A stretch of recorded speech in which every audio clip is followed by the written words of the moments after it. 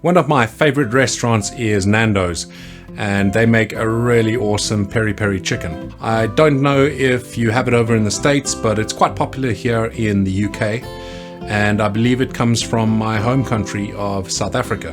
In today's video, we're going to learn how to make Nando's hot sauce, so stick around and I'm going to show you how I do it.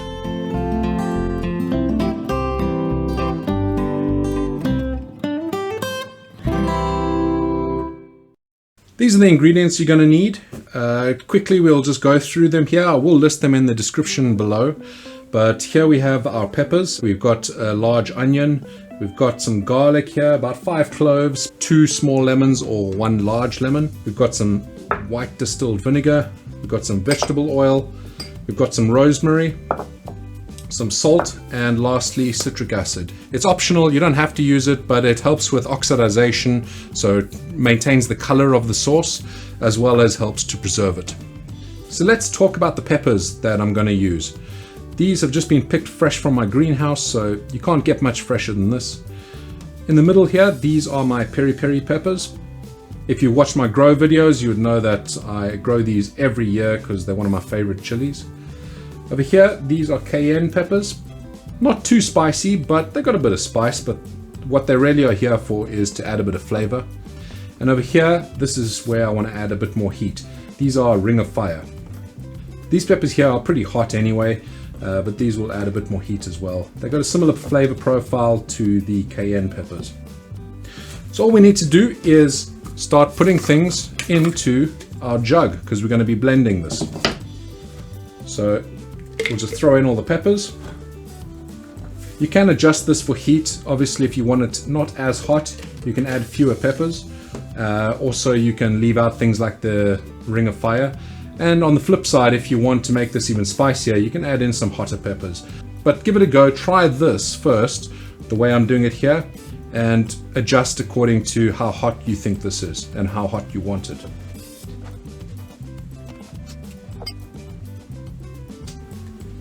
So there's quite a few peppers in there, but we're making a decent amount of sauce. So I'm going to blend this up first.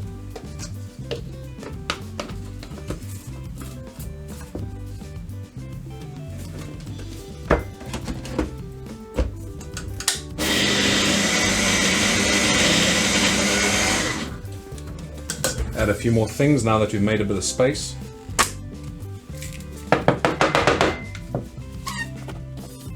Okay, let's put the garlic in and the onion. Blend that up.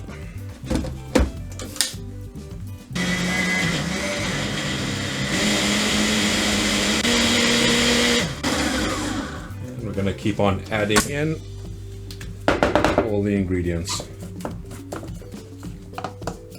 If you have a bigger blender, then you can just put it all in all at once if you want. Have a look at that though. That looks awesome. That's about half a tablespoon of salt. We have 2 tablespoons of vinegar. We have a tablespoon of rosemary and 2 tablespoons of oil. With citric acid, you don't need a lot here. I put in about half a teaspoon, so not a lot. And like I say, that is optional. It really is up to you. And the lemon, we're just going to cut those in half and squeeze the juice out, just so we don't add the pips in.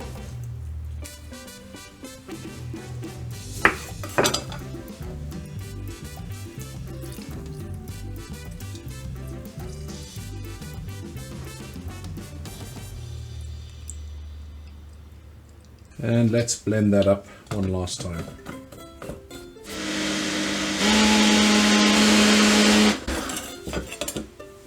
There we go, that's nicely blended. You don't want it too smooth because it's nice to have little bits in it. If you've ever had Nando's sauce, you'll know that it has the little bits. It's not completely a smooth sauce. So this here for me is perfect.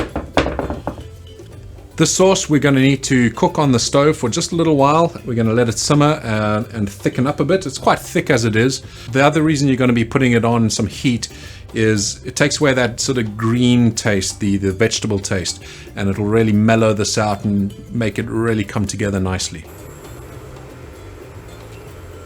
Be careful whenever you are cooking with chilies. especially when you're making a sauce like this. You want to ventilate the area as much as you can, else it will irritate your eyes and it will irritate your throat.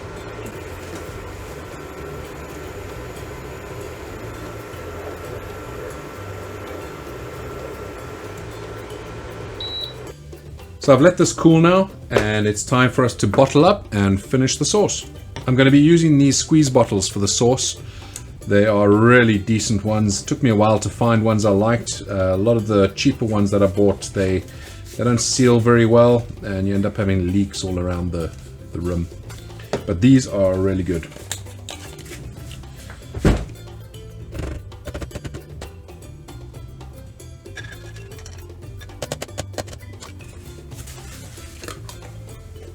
Now, it wouldn't be a chili chump sauce if I didn't turn the heat up quite a bit. My guess is this is going to be probably hotter than the hottest Nando sauce there is. So if you do want to make it a bit cooler, if you want to make it sort of like the medium heat Nando sauce, then just cut back on the number of chilies that you use and keep everything else the same. So the same amount of onion, garlic, etc. So time for a bit of a taste test.